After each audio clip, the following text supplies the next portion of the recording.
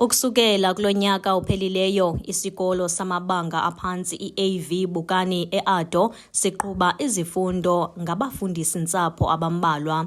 Esi sikolo sinotitshala abangama-21 ukanti simele ukusebenza ngabafundisi-ntsapho abangama-31. Ngenxa yoku, abazali babantwana besi sikolo badikwe yoyokosa baphuma ngobuninzi baqhankqalaza namhlanje phambi kwamasango esi sikolo bamisa izifundo.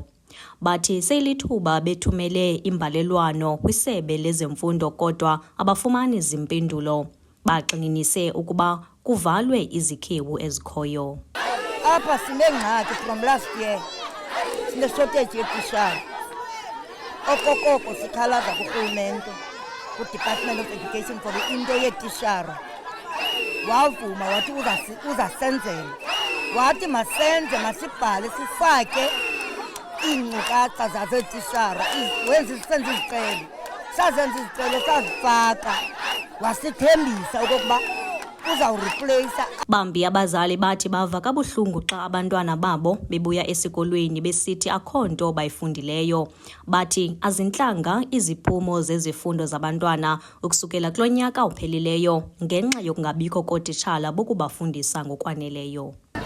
Indivisa kabuhlungu kuba into eyenzekayo abantwana batesa kuba kaloku abikho ootitshala ibangele loo nto abantwana bangabi nanto yokwenza nanjengabantwana bakwezi age bakuzo. Abantwana xa kungekho mntu mkhulu kangaba bathatha banexesha labayo of which ke ngoku akho mntu. Ekugqibeleni ii-results khange zibekho infact ngoku kule kota yokuqala kuba kune-shortage of and the teachers who are there now are overloaded ngemisebenzi kuba bazama ufuna uncedo aba bantwana zititshala. Abantwana bethu each and every day bayagoduka, umntana athi khange ndifunde kakubekho utitshala phambi kwam.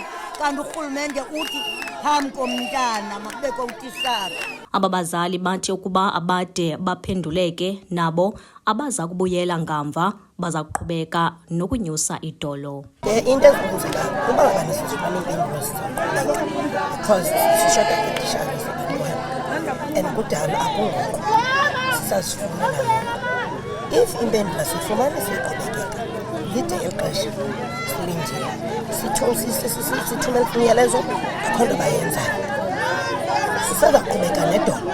It's either basiphendule uba basiphendule siyaqhubekeka. Esi sikolo siqala kwibakala lokuqala ukuya kwelesi-7 sinabafundi abangaphezulu kwama-900 ukanti ngethuba sisenza eli nqaku isebe lezemfundo belingekaphenduli ukuba iza kusonjululwa nini. Kwiindaba ze-MPK TV, ndinguJessica Bobo, ndise-AV Bokani e-Ado.